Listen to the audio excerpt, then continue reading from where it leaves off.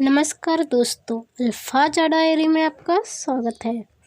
तेनालीराम की लोक कथाओं में आज मैं आपके लिए जो कहानी सुनाने जा रही हूँ उसका नाम है रसगुल्ले की जड़। आप भी सुन के सोच रहे होंगे रसगुल्ले की जड़ क्या भला है, तो ये तो आपको कहानी सुनने के बाद ही पता चलेगा रसगुल्ले की जड़ क्या है, कैसी है और तेनालीराम ने कैसे सबको बताया कि यह रसगुल्ले की जड़ है। तो कहानी की शुरुआत करते हैं। विजयनगर की सुख और अमीरी की बजाय वहाँ की कुशल व्यापार नीतियाँ थीं। हिंदुस्तान में ही नहीं, ईरान और बुखारा जैसे देशों से भी महाराज का कारोबारी संबंध था।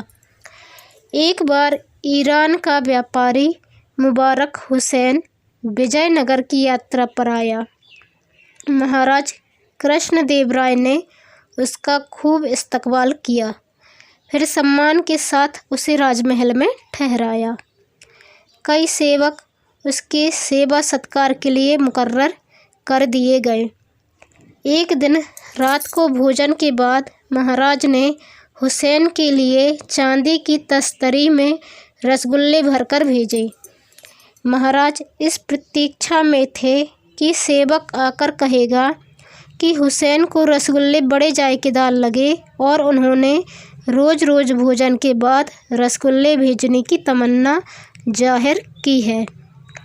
परंतु जब सेवक वापस आया तो रसगुल्लों से भरी तस्तरी उसके हाथों में थी। महाराज सहित सभी दरबारी उसकी शक्ल देखने लगे।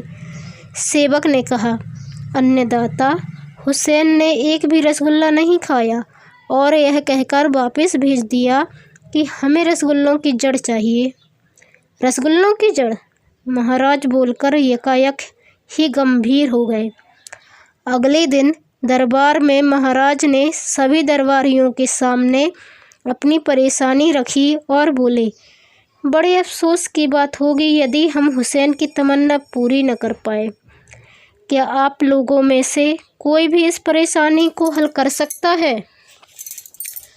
सभी दरबारी एक दूसरे का मुंह ताकने लगे। साहस करके राजपुरोहित बोले, महाराज, ईरान में ऐसी कोई चीज़ होती होगी मगर हिंदुस्तान में नहीं। हमें उसे साफ साफ बता देना चाहिए कि रसगुल्लों की कोई जड़ नहीं होती। कैसे नहीं होती जी?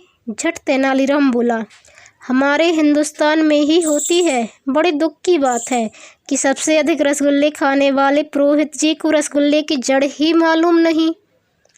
राजपुरोहित क्रोध से तिलमिला गए, परंतु कर भी क्या सकते थे। महाराज ने तेनालीराम से रसगुल्ले की जड़ जाहिर करने को कहा। तेनालीराम फौरन उठकर चले गए।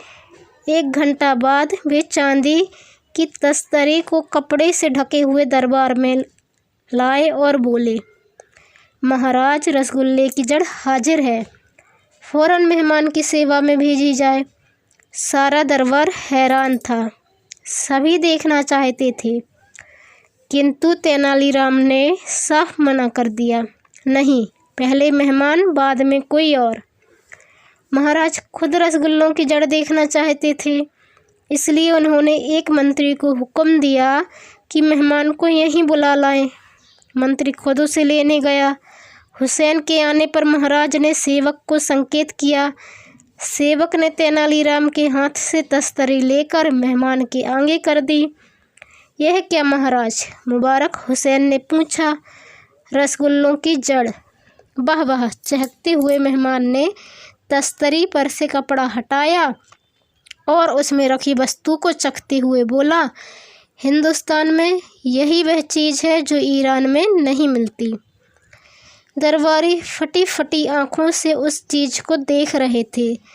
तस्तरी में छिले हुए गन्ने के छोटे छोटे टुकड़े रखे थे। उस दिन सम्राट तेनालीराम से इतने खुश हुए कि उन्होंने अपने गले की बहुमूल्य माला उतारकर उसके गले में डाल दी। मुबारक हुसैन ने भी खुश होकर उसे ईरानी कालीन भेंट में दिया। तो ये थी आज की कहानी रसगुल्लों की जड़।